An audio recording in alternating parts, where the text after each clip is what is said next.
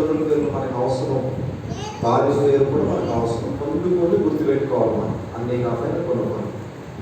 ఈరోజు ఆయన భార్య గురించి, సిపోరా గురించి కొన్ని మాటలు మనం నేర్చుకోవడానికి ప్రయత్నం చేద్దాం. మోషే గురించి మనం జ్ఞాపకం చేసుకుంటూ ఉన్నప్పుడు ఎక్కడికి వచ్చాడు ఆయన? మిద్యాను అరణ్య ప్రాంతానికి వచ్చాడు ఆయన. 16వ వచనం, 2వ అధ్యాయం 16వ వచనం. మిద్యాను యాజకునికి 7 కుమార్తెలు, వారు వచ్చి తన తండ్రి మందకు పెట్టుటకు నీళ్లు చేరి తొట్టను నింపుకొనొచ్చుండగా అనే మాట. అంటే మోషే ఎక్కడి నుండి ఎక్కడికి వచ్చాడంటే ఐగుప్తుని విడిచిపెట్టి మిద్యాను అరణ్య ప్రాంతానికి వచ్చేసాడు. మిద్యాను అరణ్య ప్రాంతం. ఐగుప్తు ప్రాంతాన్ని ఎందుకు విడిచిపెట్టాడు ఆయన? మనందరికీ తెలుసు. హెబ్రీయునికి ఐగుప్తీయునికి మధ్య గొడవ జరుగుతున్న సందర్భంలో, అదే టైంలో ఈ మోషే అంతఃపురాన్ని విడిచిపెట్టి ఫరో కుమార్తె దగ్గర ఉంటున్నాడు కదా.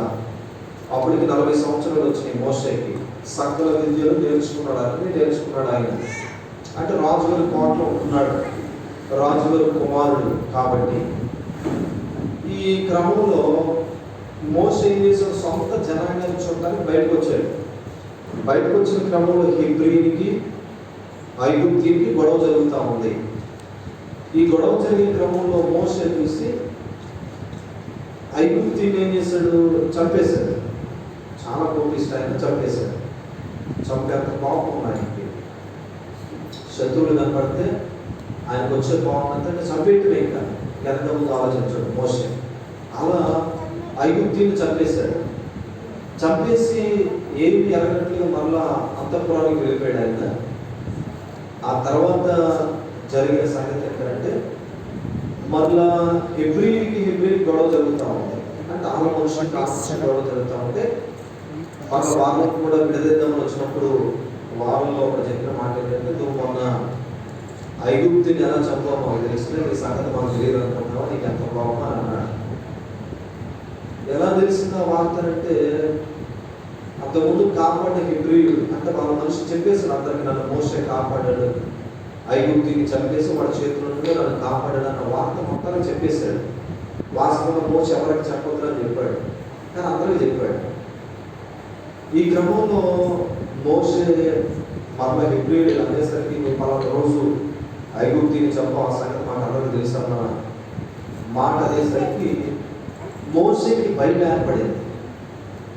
భయం ఏర్పడి ఈ వార్త రాజుగారి దగ్గరికి, అంటే నేను ఉండే ఇంట్లో దాకా వచ్చిందంటే కనుక ఫరో నన్ను ఏదైనా చేస్తాడేమో అని భయపడి, ఇంకా నేను ఈ ప్రాంతంలో, ఈ పట్టణంలో, ఈ రాజుగారి దగ్గర ఉండటం నాకంటే, ఒక బావి దగ్గర కూర్చున్నాడు ఆయన. బావి దగ్గర కూర్చున్న క్రమంలో బావి దగ్గర చిన్న గొడవ జరిగింది. 7 కుమార్తెలు వచ్చి వాళ్ళ మందకి నీళ్లు పెట్టడానికి నీళ్లు చేదుకుంటూ ఉన్న క్రమం, అంటే తోడుకుంటూ ఉన్న క్రమంలో అక్కడ కొంతమంది కుర్రకారులు చేసిన పని ఏంటంటే, అమ్మాయిని నేర్పించారు. వాళ్ళ నీళ్ళని పారబోయటం, వాళ్ళని ఆ మాట ద్వారా బాధ పెట్టడం, ఇవన్నీ చేశారు. కొంతమంది మగోళ్ళు తొంటరి బ్యాచ్ ఆడవాళ్ళు కనపడేసరికి గొడవ చేశారు. ఈ సన్నివేశం అంతా ఎవరు చూశారంటే, మోషే చూశాడు. పక్కనే ఉన్నాడు ఆయన, దూరంగా కూర్చొని ఉన్నాడు. మోషే చూసిన తర్వాత మోషేకున్న మంచి లక్షణం ఏంటంటే, సహాయం చేసే గుణం ఆయన గుణం. సహాయం చేస్తాం. ఎవరైనా ఆపదలో ఉన్నా, ఎవరైనా ఇబ్బందుల్లో ఉన్నా, ఎవరైనా కష్టంలో ఉన్నా చూసి చూడనట్టు వెళ్ళిపోడు ఆయన. ఆయనకున్న మంచి లక్షణం ఏంటంటే సహాయం చేసే గుణం ఆయన గుణం. అందుకే ఆ మాట మనం చదువుకున్నాం. ఏమని చదువుకున్నాం? మిద్యాను యాజకుని 17 వచ్చిన 100 కాపురులు వచ్చి వారిని తోలివేసి, అప్పుడు మోషే చేసి వారికి సహాయం చేసి 100 నీళ్ళు పెట్టింది. ఏం చేశాడంట?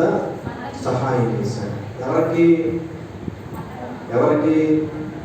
100 కాపులకి. అమ్మాయికి 7 అమ్మాయిలు ఉంటారు అక్కడ. 7 అమ్మాయిలకి, అంటే 100 కాపులకి సహాయం చేశాడు. అక్కడ ఉన్న వాళ్ళందరూ మగవాళ్ళందరూ తోలితే ఆడవాళ్ళ మీద పెడతాం, కోడి పెడతాం అని చెప్పి మోషే మంచి వలస